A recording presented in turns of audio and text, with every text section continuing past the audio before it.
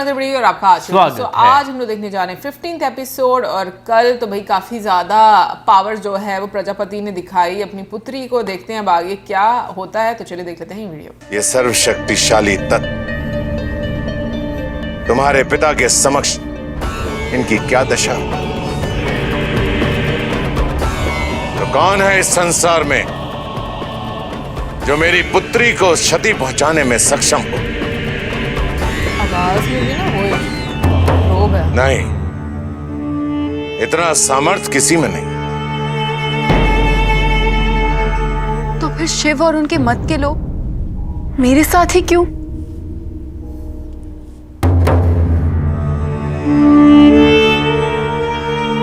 तुम्हारे उद्यान में जो पौधे हैं, दिल में यदि उन्हें कोई क्षति पहुंचाए तो तुम्हें कैसा लगेगा? अत्यंत पीड़ा होगी पिताजी। इसका अर्थ यह हुआ कि तुम्हें पीड़ा पहुंचाने के लिए मैं तुम्हारे पौधों को क्षति पहुंचाऊं, है ना? उसी भांति तुम्हें क्षति पहुंचाकर वो लोग मुझे पीड़ा देना चाहते हैं।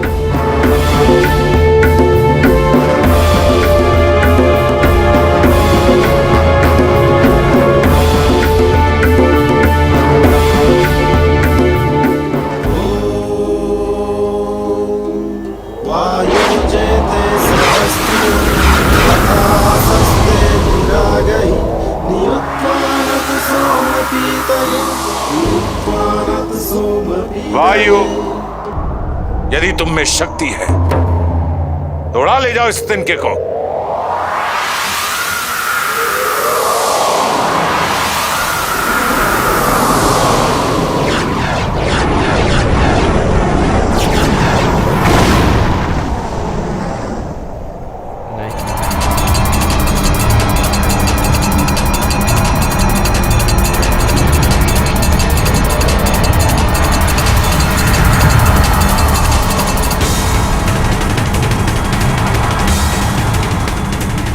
सती, अब भी भय है?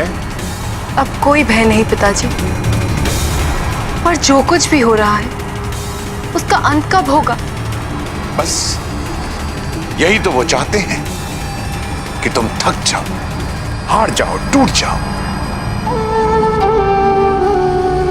और अगर एक बार तुमने ये ठान लिया कि तुम उनके बहकावे में नहीं आओगे, उनकी चाल से व्याकुल नहीं होगी, अच्छे से पिताश्री बस दिमाग बना रहे हैं। उसी दिन ये सब कुछ बंद हो जाएगा, रुक जाएगा।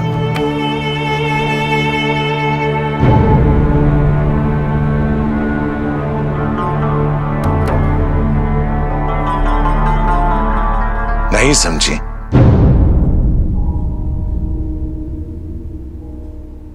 याद करो उस दिन जब तुम दधीची के आश्रम पहुंची, क्या तुम वहां अपनी इच्छा से पहुंची थी?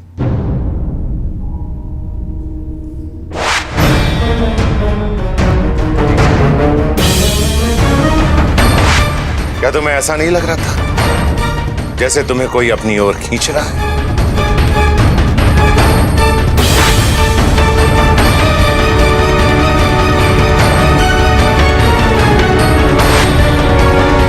वही उनकी पहली चाल थी। उसके बाद दधीची ने तुम्हें उल्टा सीधा ज्ञान देकर भ्रमित किया।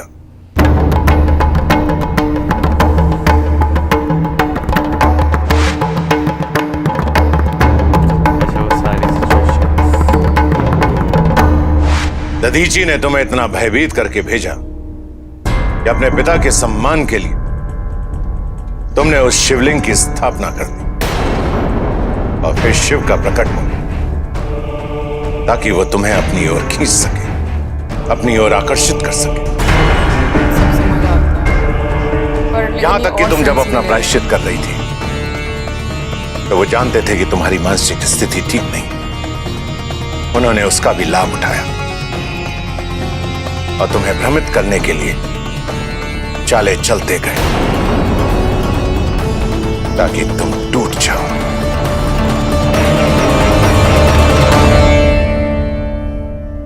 और तुम्हें इतना हताश कर दिया कि तुम अपना सुदबुद्धि खो बैठी। विष्णु की जगह शिव का नाम लिख दिया और तुम्हें पता ही नहीं चला।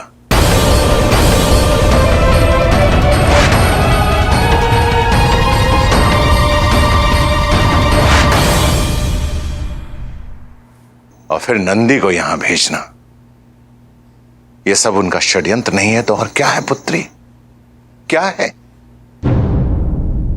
आप ठीक कह रहे हैं पिताजी। उन्होंने अब तक मुझे माध्यम बनाया। मैं भी कितनी मूर्ख थी जो ये समझ ही न सकी। सब कुछ इतना स्पष्ट था, फिर भी आपने अच्छा किया जो मेरी आंखें खोल दी। खुश हो गए पिताजी। आज के बाद मैं उनके किसी भी बहकावे में नहीं आऊंगी। मैं भी देखती हूं अब वो मेरे द्वारा आपको क्षति कैसे पहुंचाते हैं। पिताजी जो चाहते थे वो हो गया।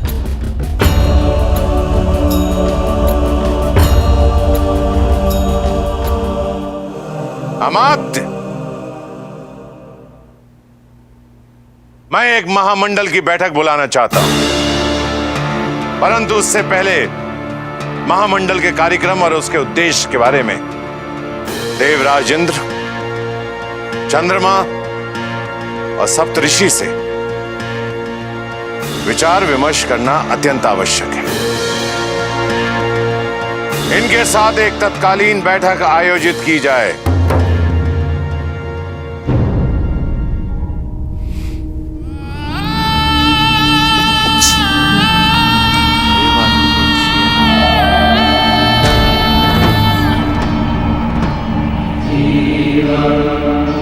क्या लग रहा है? मुझे लगता है फूल वहीं पे हैं अभी भी। पहुंचेंगे कभी? नहीं तो शिव को पता। वो तो कुछ और कहने लगा था। हाँ देख कर शिव जी नजर आ गए फूलों के पास।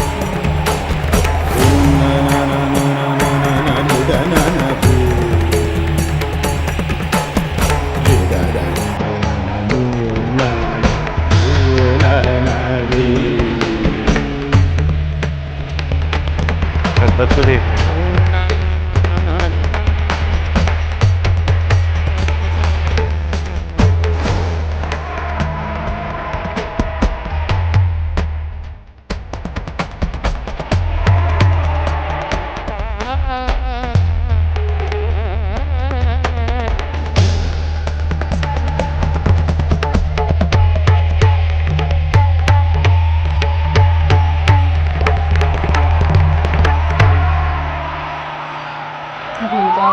प्रेत। भूत नहीं है। प्रेत उनका नाम प्रेत था। अच्छा।